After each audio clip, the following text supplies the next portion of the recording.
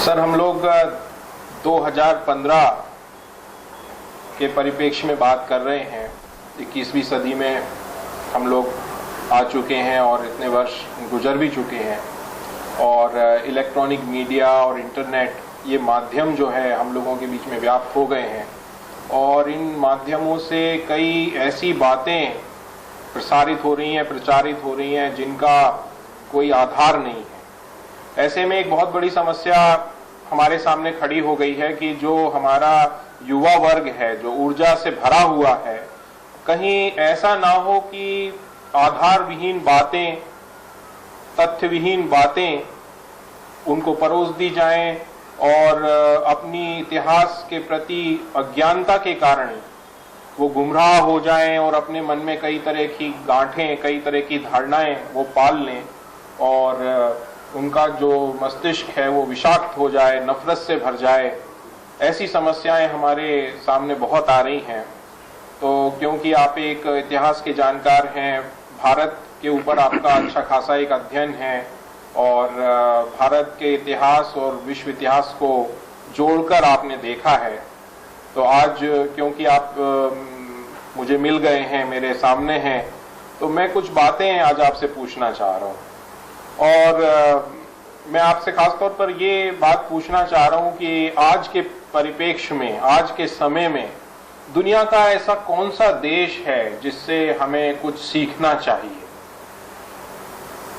इसका मुझे जवाब आप दें और मेरी दुविधा दूर करें। बहुत अच्छा क्वेश्चन है शैलेंद्र। पहले तो मैं आपको बताऊं कि आपसे मिलकर मुझे बड़ी प्रसन्नता होती है, क्योंकि आज आते जाते बहुत कम लोग हैं, हमारे दर्शक युवक भी बैठे हुए हैं यहाँ पे, इनके सामने इन्हें लग सकता है कि मैं थोड़ा सा बोरिंग हूं, पर मैं आपको बताऊं कि आज किताब, ज्ञान, इन चीजों में इंटरेस्ट रखने वाले लोग बहुत कम देखने को मिलते हैं। भावनात्मक तौर पे चर्चा, आवेश, आक्रोश, इससे ओतप्रोत होकर के बहुत सारी चर्चाएं चल रही होती हैं। व्हाट्सएप, जैसे कि आपने कहा, व्हाट्सएप तो भरा पड़ा हुआ है। ऐसे में शैलेंद्र, आप एक साइंस के स्टूडेंट मानते हैं अपने आप को, बिल्कुल वैसी जैसे मैं अपने आप को भारतवर्ष का विद्यार्थी मानता हूं।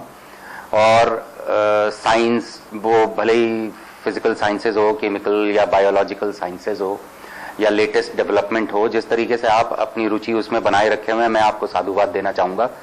और आशा है कि किताबों में जो इंटरेस्ट है वो एक बार को भारतवर्ष के युवकों में भी जागृत हो सके। और मेरे ख्याल से आपने जो इस चर्चा को ऑर्गेनाइज कराया हुआ है, इससे काफी मदद मिलेगी, खास तौर पे क्योंकि हम चर्चा हिंदी में कर रहे हैं।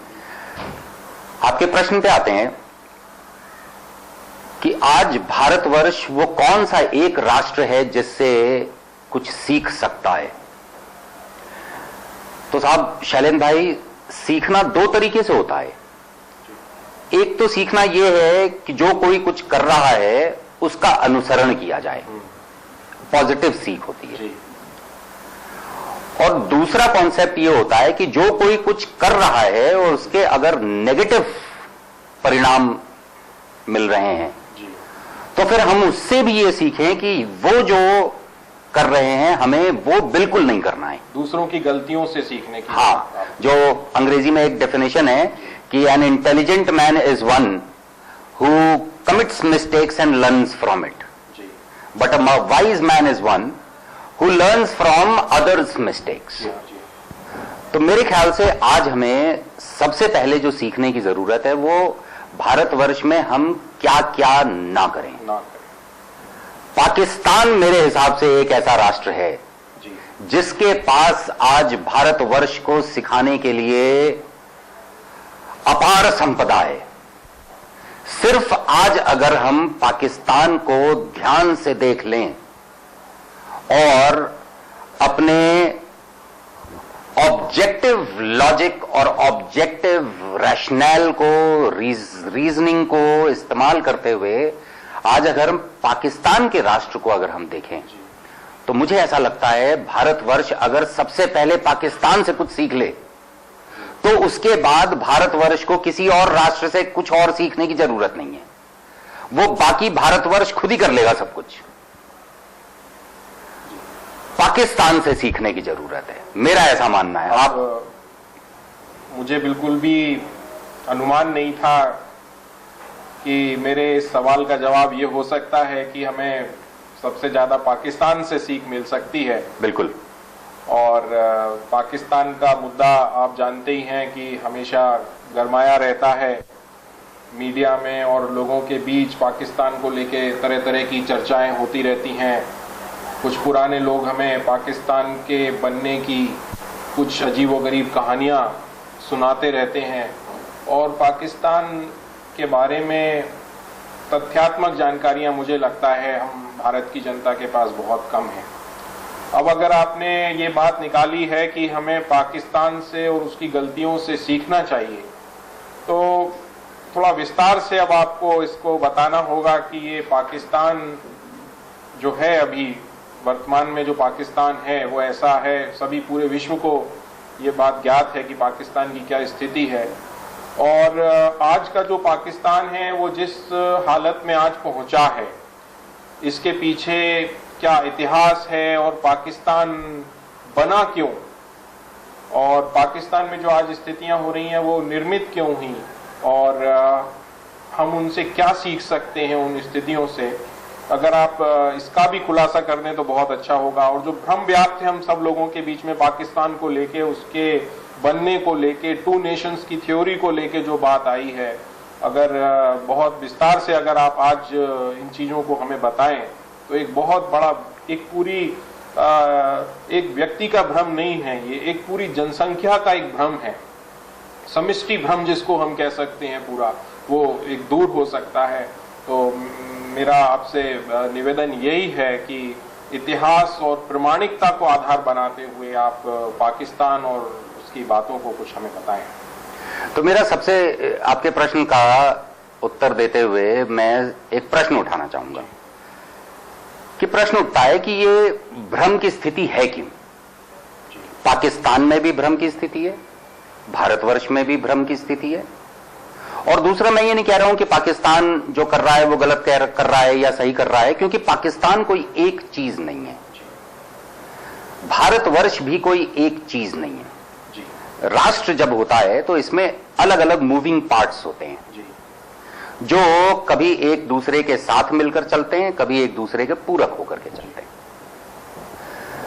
तो एक पॉलिटिकल क्लास है, एक ब्यूरोक्रेटिक एंड एरिस्टोक्रेटिक क्लास है, एक रिलीजियस क्लास है जिसको हम क्लर्जी भी कहते हैं, या आप हिंदुओं में ले लें तो पंडित बोल दीजिए, और मुसलमानों में ले लीजिए तो मौलवी बोल दीजिए, काजी बोल दीजिए। और एक क्लास है जो कि सबसे बड़ी क्लास है, वो है जनता। पाकिस्तान में भी जनता है, भारतवर्ष में भी जनता है। प्रश्न ये उठता है कि जब तथ्य हैं, किताबें भी हैं जिनमें ये तथ्य हैं, तो फिर दिक्कत क्या है, तो फिर भ्रम क्यों है। भ्रम, मेरा मानना यह है, भ्रम की स्थिति 2 कारणों से फैल रही है। एक तो ज्ञान जिन किताबों में सिमटा हुआ है उनको छूने में मेजॉरिटी को परहेज है। उसके पीछे एक अलग ही व्यवस्था है जिसको हम अपनी शिक्षा प्रणाली कहते हैं। पाकिस्तान में शिक्षा प्रणाली है कि वो आपको सीखने नहीं देगा, और हमारे यहां जो शिक्षा प्रणाली है वो आपको ठीक से सिखाएगा नहीं। एक शिक्षा प्रणाली का एक हिस्सा है जो कि बहुत अच्छे से सिखाएगा, और एक बहुत बड़ा हिस्सा है जो कि सरकारी क्षेत्र में है, वो आपको अनभिज्ञ छोड़ देगा। तो ये शिक्षा व्यवस्था है जो हमें तथ्यों के पीछे जाने से रोक रही है एक तरीके की। दूसरा, जब भी हम हिंदुस्तान पाकिस्तान की बात करते हैं तो उसमें 2 बड़े ही संवेदनशील मुद्दे आ जाते हैं, और वो 2 संवेदनशील मुद्दे हैं मुसलमान और हिंदू। अब आप हिंदुस्तान और पाकिस्तान पे आप चर्चा हिंदू और मुस्लिम को माइनस करके अगर करना चाहेंगे तो नहीं हो सकता, एक बात। पर जैसे ही आप हिंदू और मुसलमान के ऊपर बात करने लगेंगे तो आप कितने ऑब्जेक्टिव होकर के बात कर पाएंगे, आपकी वस्तुनिष्ठता के ऊपर कितने प्रश्न उठेंगे, ये हम और आप आज सोच भी नहीं सकते। यदि ये चर्चाएं कभी वस्तुनिष्ठ रही होती तो आज ये भ्रम की स्थितियां ही नहीं होती, क्योंकि ये वस्तुनिष्ठ तरीके से ओपनली इन बातों पे चर्चा हुई ही नहीं। चर्चाएं शुरू हुई, लेकिन होते ही भावनाएं व्याप्त हो गई। बिल्कुल, और चर्चाएं बहुत बड़ी बड़ी चर्चाएं शुरू हुई हैं। मुझे याद है एक किताब में मैंने पढ़ा कि अलीगढ़ मुस्लिम यूनिवर्सिटी में एक प्रोफेसर साहब थे, उन्होंने कुछ लिखा, इस्लाम के ऊपर लिखा, अच्छा लिखा, पर जो इस्लाम के को मानने वाले लोग हैं उन लोगों ने न जाने पढ़ा नहीं पढ़ा, आधा पढ़ा, अधूरा पढ़ा कि बिल्कुल ही नहीं पढ़ा, उसके ऊपर इतना दबाव डला कि उस आदमी को दो दो बार माफी मांगनी पड़ गई कि भैया गलती हो गई, हमने ऐसा क्यों लिख दिया। अब देखिए साहब, आज आप और मैं, हम दोनों आज यहां बैठे हुए हैं। मैं एक ऐसे परिवार से आता हूं जो हिंदू परिवार है। अब हिंदू होना मैंने चूज नहीं किया है, मेरे वश में नहीं है। मैं हिंदू परिवार में जन्म ले चुका हूं और यहीं मातृभूमि के ही स्कूल, कॉलेज, यूनिवर्सिटी और यहीं पे छपे बिके किताबों को पढ़ते हुए, यहीं के टीचर्स, प्रोफेसर्स के प्रिस्क्राइब्ड किताबों को पढ़ करके मैं आज जिस मानसिकता पे पहुंचा हूं, उस मानसिकता पे पहुंचा हूं। और मानसिकता क्या है मेरी? कि संस्कार हो, संस्कृति हो, धर्म हो, ज्ञान हो, विज्ञान हो, विचार हो, दर्शन हो, ये वो सारी चीजें हैं जो किसी भी व्यक्ति को पढ़ने, सोचने, समझने और उसके ऊपर चर्चा करने का उसका अधिकार है। इस बात से कोई फर्क नहीं पड़ना चाहिए कि आप उस धर्म को, आप उस भाषा के बारे में, आप उससे बिलोंग करते हैं या नहीं करते हैं। तो आज अगर हम ये ऑब्जेक्टिव तौर पे बात करना शुरू कर दें और कल को चार लोग कहें भाई तू कौन है, इस्लाम से तुम्हारा क्या मतलब है, तुम होते कौन हो इसके ऊपर चर्चा करने वाले, तुमने क्या समझ रखा है अपने आप को, और ये एक ऐसा मुद्दा है इसके ऊपर दंगा भी हो सकता है। कल को आज अभी हिंदुत्व में, मेरे अपने धर्म में अगर कोई ऐसी बात मुझे लग रही है जो कि मेरा नेचुरल जस्टिस कह रहा है कि ये गलत है, ये अनुचित है, और मैं उसके ऊपर टिप्पणी कर दूं कि ये ठीक नहीं है, तो पता चला मेरे ही धर्म के 10 लोग उठ करके खड़े हो जाएंगे कि भाई तू कौन हो, कौन तुम हिंदुत्व के ऊपर किस अधिकार से बात कर रहे हो। वो ये कभी नहीं पूछेंगे कि वो किस अधिकार से ये प्रश्न उठा रहे हैं। ये इतिहास का मुद्दा है। आज इंडिया में बैठकर मैं ग्रीस के ऊपर चर्चा करने लगूं, किसी को कोई दिक्कत नहीं है। क्रिश्चियनिटी के ऊपर चर्चा करने लगूं क्योंकि वो परसेंटेज इतना कम है, किसी को कोई दिक्कत नहीं होने वाली है। लेकिन जैसे ही आप 20, 22, 25 करोड़ लोगों के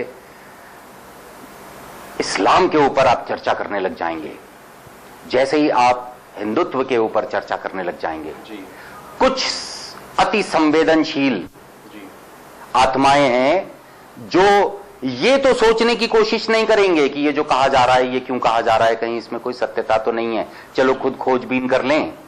और मैं हद से हद क्या कह रहा हूं भाई, बात कर रहा हूं, आपको अगर नहीं अच्छा लग रहा है तो आप इसका काट दीजिए।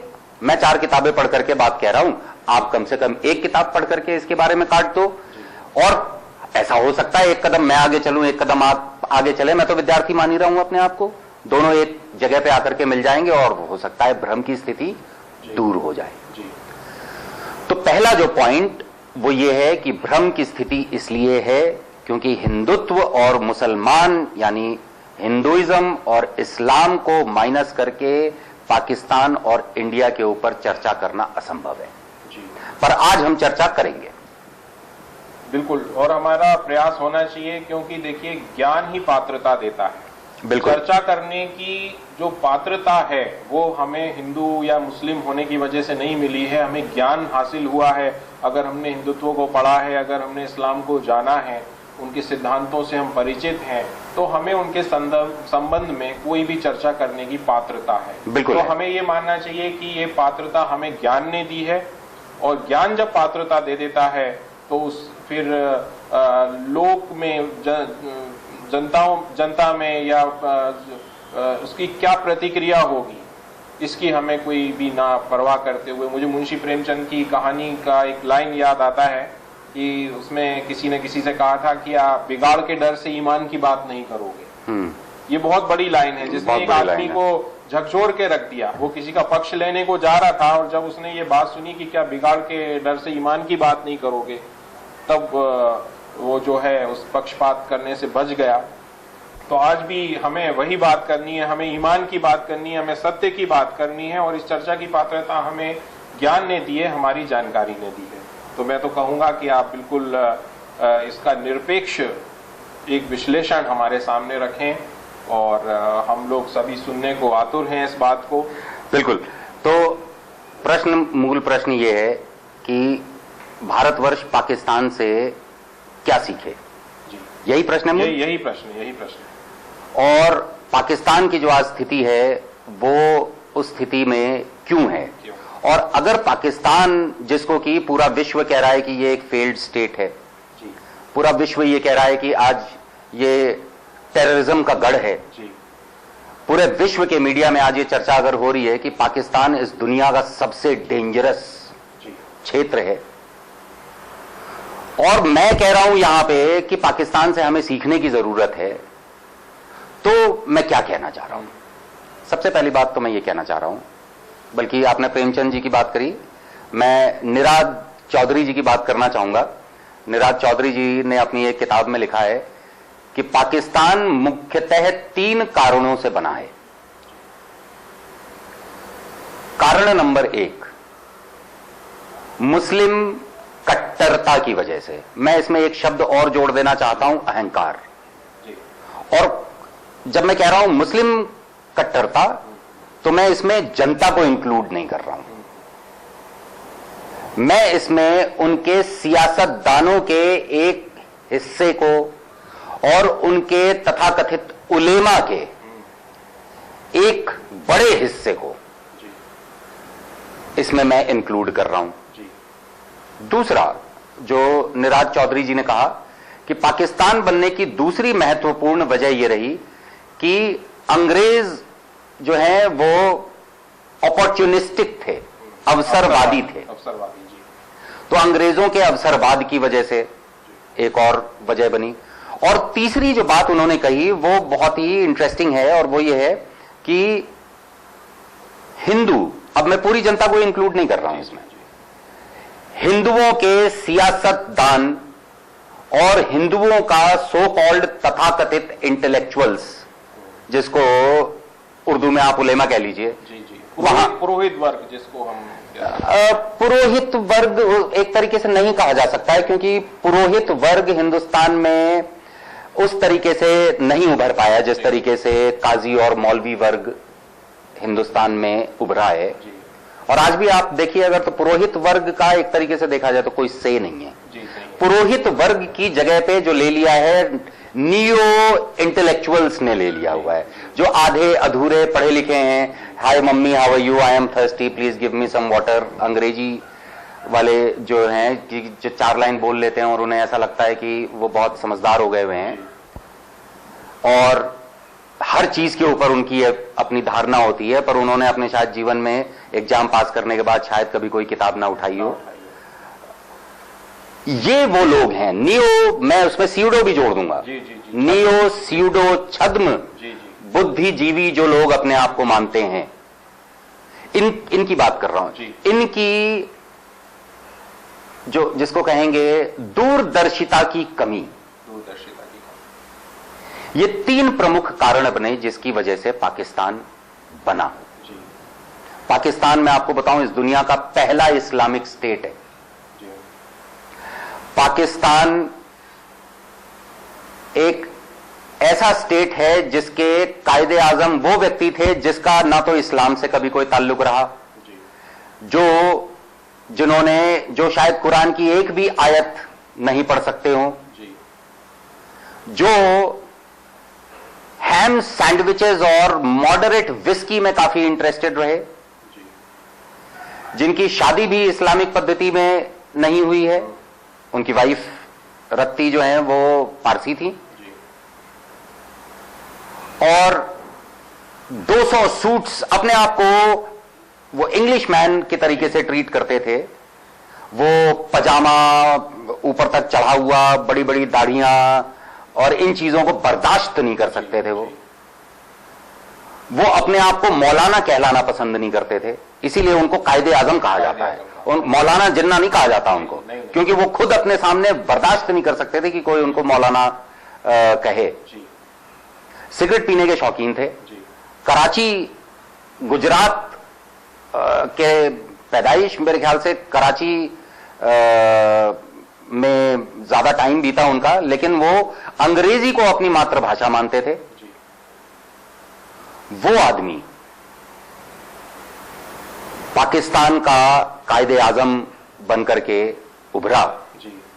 ये अपने आप में एक बहुत बड़ा कॉन्ट्रडिक्शन है। जी हाँ, डेफिनेटली, क्योंकि एक कट्टरवादी देश का जन्म एक इस प्रकार के व्यक्ति के जो बिल्कुल कट्टरवादी नहीं था, बिल्कुल कट्टरवादी नहीं था, तो ये बहुत आश्चर्य की बात है। तो शैलेंद्र, यहां ये प्रश्न उठता है कि ऐसी क्या बात थी इस राष्ट्र में, वो आबो हवा ऐसी क्या चल रही थी कि इतना नॉन रिलीजियस आदमी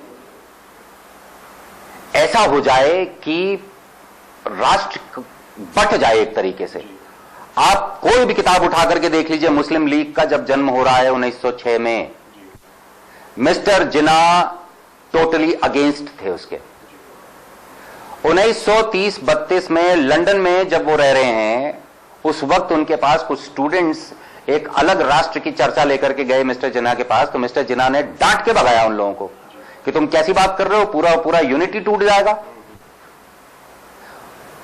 ऐसा क्या हो गया कि इस तरीके के आदमी को भी अलगाववाद के पक्ष में खड़ा हो जाना पड़ा। इसके लिए हमें इतिहास में जाना पड़ेगा, इसके लिए हमें बहुत पीछे से शुरू करना पड़ेगा। जो निराज चौधरी ने ये एक स्टेटमेंट भर कह दिया, निराज चौधरी जी ने जो ये स्टेटमेंट कह दिया कि मुसलमानों की कट्टरता, और जिसमें मैं अहंकार ऐड कर रहा हूं, क्योंकि ये अहंकार है जिसकी वजह से कट्टरता जन्म ले रही है। ये क्यों और कहां से जन्म हुआ है इनका, इसमें हमें पीछे जाना पड़ेगा। अब है हमारे पास इतना पेशेंस और टाइम कि हम वहां से शुरू करें? नहीं, लेकिन ये भ्रम भी बहुत पुराना है और इसका निर्मूलन भी करना है।